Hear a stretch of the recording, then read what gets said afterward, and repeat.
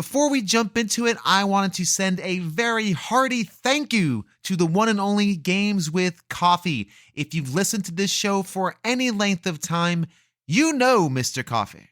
You know he's a crazy Sonic fan. He's a crazy Zelda fan. He's an incredible author. He's a Twitch streamer. He's a man of many talents and passions. And I'm very grateful that he's chosen to financially support this show on Patreon. If you would like to do likewise, stick around to the end of the show. I'll tell you all about it, along with the rest of my patron shoutouts. For now, let's jump into the episode.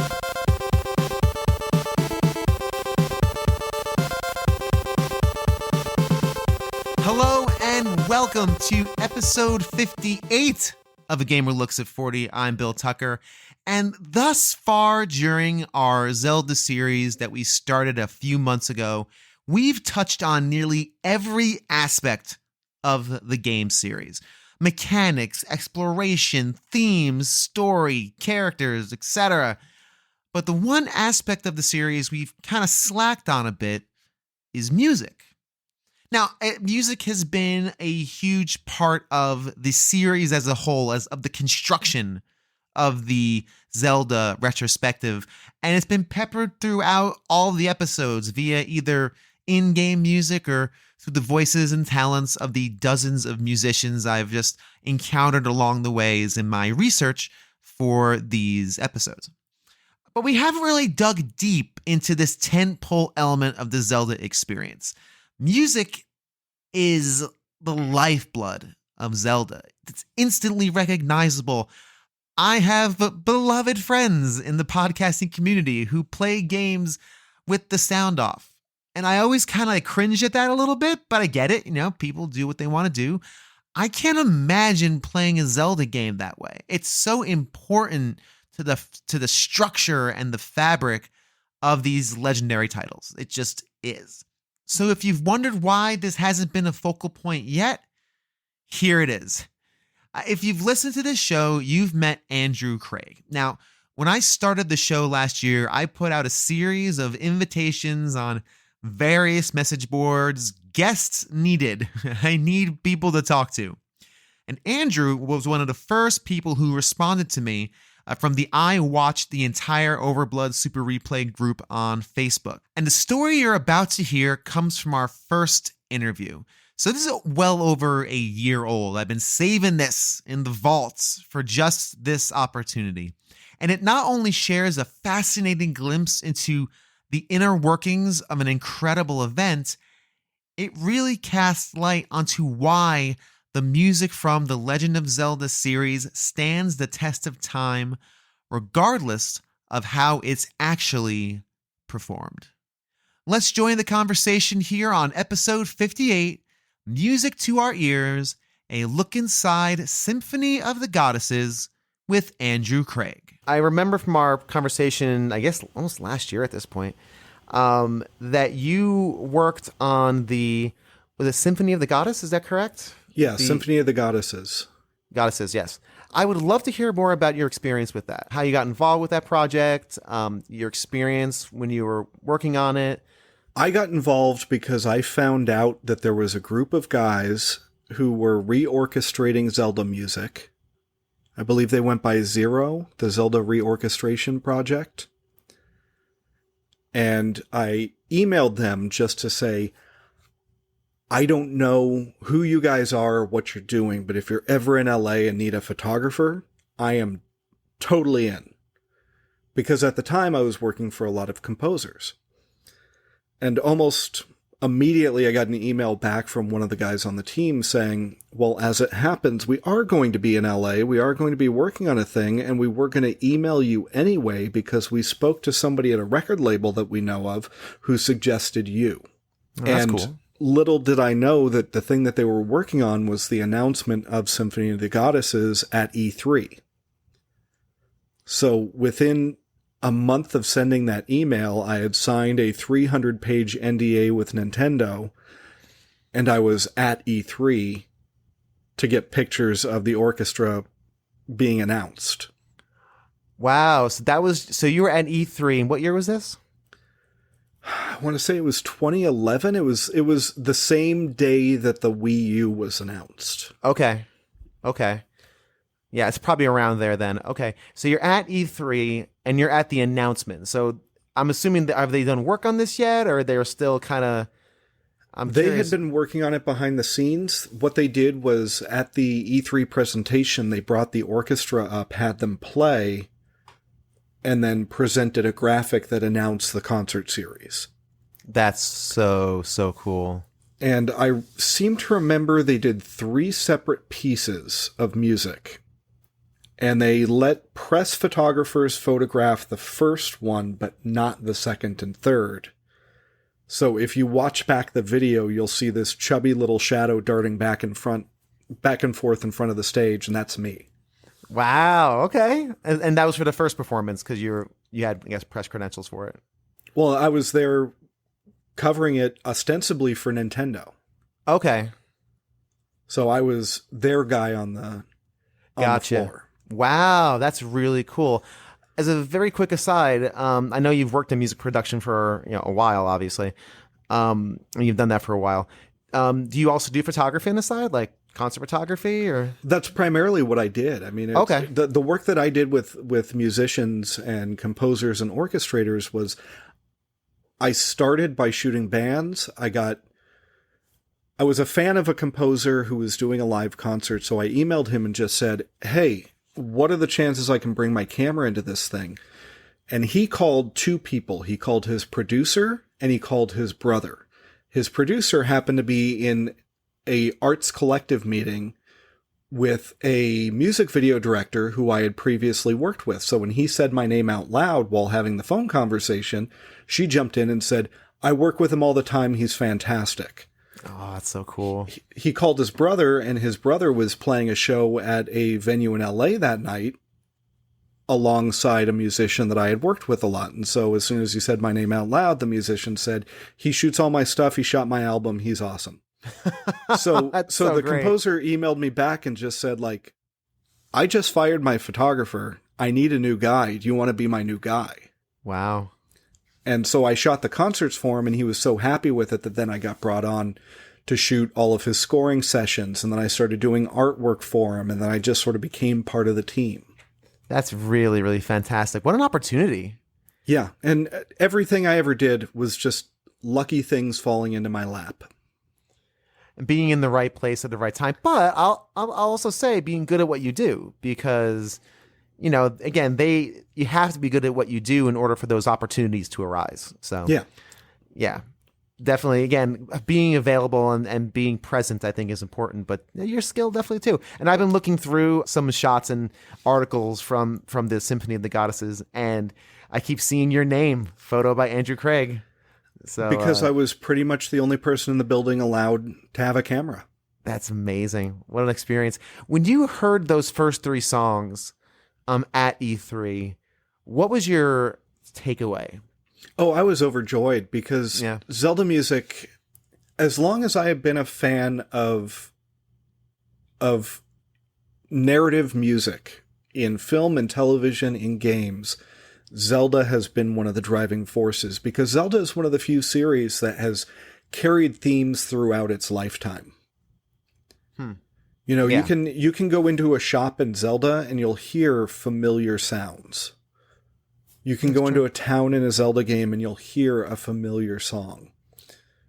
And so Zelda's always been a big part of it. And one of the real downsides was, at that point, we didn't have Skyward Sword yet. So we had not had a fully orchestrated Zelda. That's a good point. And so I'm sure I wasn't the only one. I'm sure there are tons of people listening who downloaded back in the LimeWire Kazaa days. They downloaded the Legend of Zelda theme done by the quote unquote London Symphony Orchestra led by John Williams, which of course it wasn't him. And it wasn't the London Symphony Orchestra, but regardless, it was the idea of we get to hear this theme is played by a large group of musicians and not simulated instruments on a system. And so the concept of them doing this live concert where they were going to get, 80 musicians on a stage to play this music that has always been a driving force in game music was just such a wonderful thing. It is. And Zelda music is just perfectly suited for a symphony. I mean, that's pretty obvious at this point, but it's just out of any Nintendo franchise. I mean, I can't say any franchise, but especially Nintendo. Like, 'cause Nintendo is known for either, Mario is very upbeat, happy, pleasant stuff. And again, you have your, I guess darker songs. And Metroid is known more for atmosphere, right? And ambiance. Yeah, Zelda's adventure. Yeah, exactly. It's classic adventure themes. I think it's very, The beauty of the way that Zelda music is written is that you can have a single guitarist play the theme and it's completely recognizable. Yes. You can hear an entire orchestra play it and it's completely recognizable. It's a theme that is so simple and yet complex that there's so much room to re-envision, to rebalance, to rethink that music. There's a really wonderful video that somebody put together. I watch it every couple weeks. Where somebody put together, they had all these internet musicians do each one. It's half an hour long, and it's just like 30-second to a minute long clips of different internet musicians playing the theme to a Smash Brothers character, and it goes in chronological order of introducing each character. And it's strung together as a huge medley. So it's not like there are breaks in between each musician. And each musician offers their own take on the theme that they're doing. The guy who does Link literally plays the theme on a cello. And he recorded himself 4 times. So it's 4 cellos layered on top of each other. And it's just wonderful. Just rich. It has to sound rich and lush and beautiful. Wow. That's cool. I have to check this out for sure. That's amazing. So for Symphony of the Goddesses, E3 hits, right? And then what were you doing with them as they were building out the because Symphony of the Goddesses it toured, right? If I'm not mistaken. Yeah, it toured. I did not tour with it. Okay. Because I had a life, at the time I was freelancing on not only music that I was expected to be present for here, but I was also working on a TV show. Oh, okay. Cool. Doing their thing. I had a lot of irons in the fire. And so I would have loved to have traveled with them, but that just wasn't feasible for me. Yeah. I had too many other commitments. But part of it was that they always included me in discussions about certain things. My input was always really valued by the team. I mean, I fought hard to get both Link's Awakening and Majora's Mask included in that show. Especially because it was a show that wasn't the same every time you'd see it. Really? Oh, would they try different pieces during each performance? Not during each performance, but it would be like, okay, we've been doing this lineup for a while. This piece is great, but we feel like we can pull that one out and sub in a Majora's Mask medley. Oh, that's cool. Wow. Okay. How interesting. That's very interesting. I like that concept. That's actually really cool. I know you mentioned you fought for a Link's Awakening song. I didn't know Majora's Mask too. What song from Majora's Mask were you championing? It wasn't so much a song, it was more of just a medley. I felt like Majora's Mask needed to be represented because at this point we're looking at a decade ago. And a decade ago, Majora's Mask hadn't kind of made its resurgence among the community. I mean, Majora's Mask, I feel, owes a lot to the 3DS remake. Yeah, I agree. Because I agree with that. Everyone... For a long time, Majora's Mask was talked about as, well, it's not really a Zelda game. It's this weird offshoot. They just made it in the Zelda engine. But a lot of the themes that are present in Majora's Mask were there in games like Link's Awakening and Link to the Past. Sure. So it never got its fair shake, and it was one of those things where I loved it and knew that there were other people out there who did. And as a person who has been a nerd their entire life, I know how great it feels to be part of a fandom, and you have this one little corner that you love and nobody else seems to, and to see that get acknowledged. That's cool. Makes it feel like it's just for you. That's cool. And so much of Zelda is highlighting the things that you felt were just for you. Sure. Yeah, that's a really eloquent way of putting that. How was it working with Nintendo? Wonderful and scary. Okay, I can imagine. You never knew what you could say, what you could do, where you could go. I mean, there were a handful of times where I walked into a room that I didn't know we weren't supposed to walk into and got the look from Reggie. Wow. I will say Reggie is both the most terrifying and sweetest man on the planet. I was going to say, I can imagine he comes off very sweet and kind, and affable, when he's doing his directs. But he's also, CEO of one of the largest video game companies in the world. I can imagine it can be a little intense too. Well, and he towers over everybody else in that organization. Sure. He's a big guy. Yeah. But he was always really kind. He always had very nice and supportive things to say. Most of the guys from Nintendo were always wonderful. It's not like I spent a lot of time with them or knew any of them particularly well, but Sure. Every time I met any of them, Koji Kondo let me just gush in his face for 10 minutes.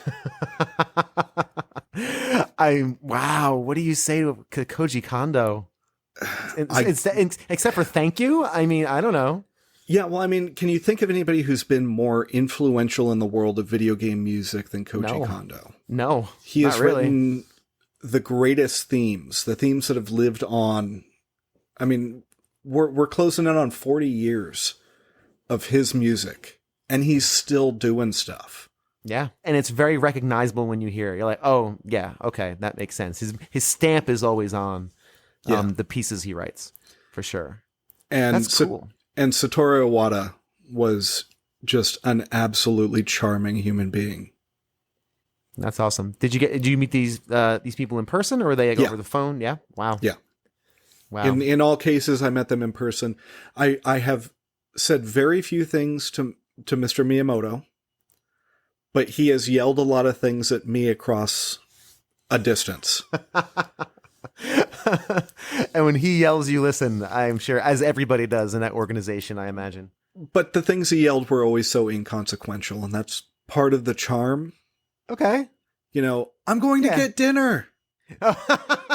Things like that. Oh, that's awesome. That's pretty cool. That's cool. So your interactions sound, for the most part, really all interactions sound really pleasant. Yeah. Really every interaction I had with everybody at Nintendo was always great. Like I said, there weren't many of them, but when they were there, they were always wonderful. That's very cool. The spirit of that company lives through its people. And I've also worked for Sony, and the people at Sony were all great, but you also get the sense that for them it was business. With Nintendo, everybody there, it felt like love. Wow. And I think that spirit always comes across in the games. I think when it comes to Nintendo and a lot of video game companies, this may be a slight tangent, I think it's very easy to be cynical about the business side of it. Absolutely. I really do, because I think a lot of gamers, and I fall into this trap too. I'm not going to pretend I'm innocent of this. But I think a lot of we can be cynical about it, right? Because it's a business, and these are products at the end of the day, but we always forget that there are people behind these games who genuinely love what they're doing and love making these works. If you don't want to call it art, you can at least say works. Yeah. And yeah, so I think that's interesting to hear that, people talk about the big bad Nintendo, and that the people behind the scenes, when you actually meet them, are genuinely lovely when they don't have to be. Koji Kondo didn't have to be nice to you. Right. But clearly he was. And that's really cool to hear. Well, and to know that they have as much love and excitement for this stuff as we do. Yeah. goes a long, long way. Thinking about stuff like Sora being added to Smash Brothers, that didn't happen because they thought that Sora was going to sell more copies of Smash. Everyone who was going to buy Smash had already bought it. Right. They did it because they knew how much the fandom wanted it and wanted to do one last thing for them on the way out. No, that's cool. Yeah, again, I do think, and I think if you ever play any Nintendo property, and I'm trying to think through, the laundry list, I never think cynical is something that would ever come from the actual game itself, right? There's always an air of positivity. There's always a bit of light there, right? Yeah, they don't make dour games. They make fun games and interesting games and intense games, but you're never cynical. So I think it's cool to hear again that you had these very positive experiences with these legends of the industry. They were moments that I will never forget. Oh, and A.G. Aonuma as well. His name needs to get mentioned because he's been pretty much running the show on Zelda for 20 years. That's right. Yeah, wow. And absolutely. I feel like his love and dedication to the series, his love and dedication to the fans is the reason that Zelda, even through some hard times, has remained a constantly great series. It's definitely consistent, I think, and I think, again, that is emblematic of a lot of Nintendo franchises, with some exceptions, of course. But I think for the most part, I think the best thing you can say is that it's consistent. And I do like that. And not every gimmick is going to work. Not every new look at the series is going to work. But I love that they want to try. As much as I'm frustrated by the motion controls in Skyward Sword. Yeah. There are still some wonderful things in that game. Oh yeah.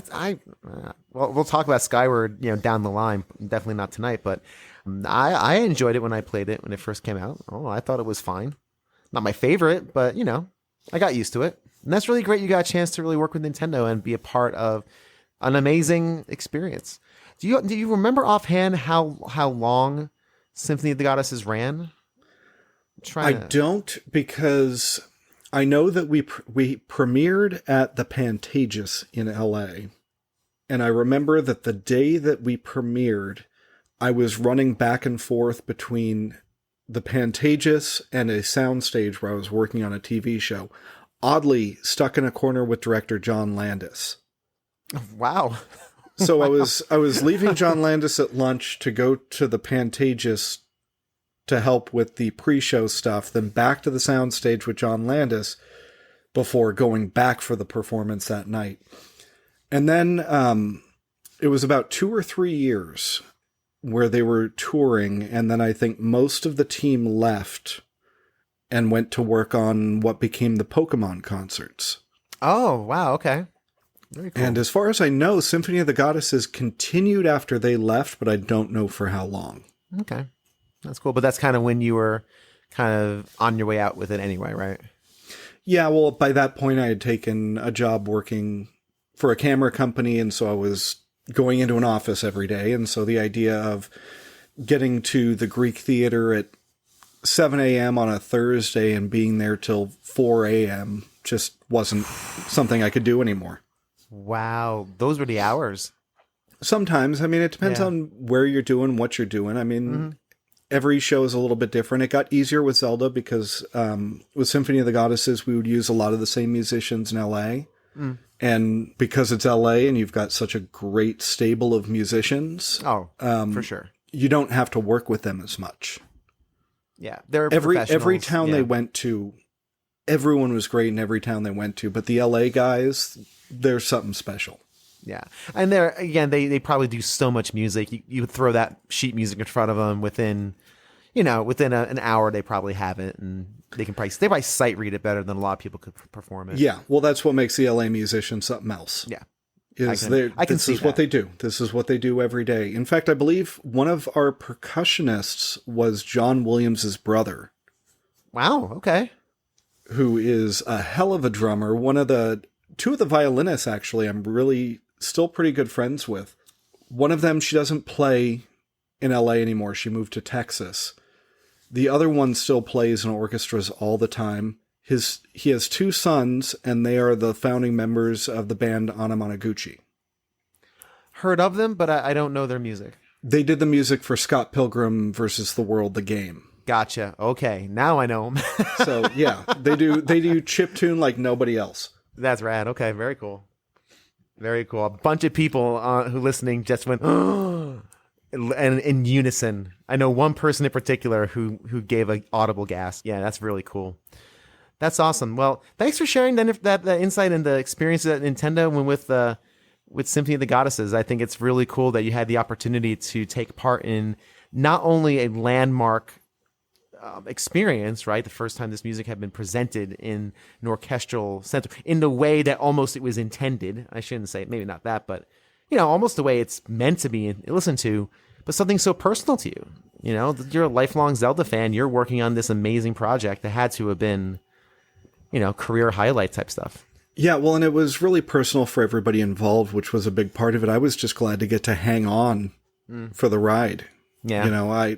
I wasn't there every day, but to have been a small part of it was a big thing for me. And everybody that was involved in the day-to-day, they are all big fans of the series. They all love it so deeply. And they didn't have to do this. They did it because they loved it. That's amazing. One of the guys who worked on it, he works for a software developer now. Another one, while Symphony of the Goddesses was going on, was working for Michael Giacchino as an orchestrator. Mm-hmm. Like there were some insanely talented people involved, and the work they did cannot be overlooked, because I feel like they normalized the idea of us getting these sort of shows.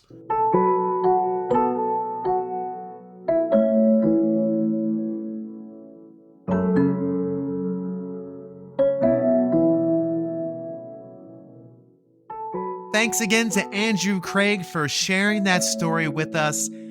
Being among masters, working on a project you love for a franchise you adore has to be a life-changing event, and I'm really glad he was able to share that story with me and with us.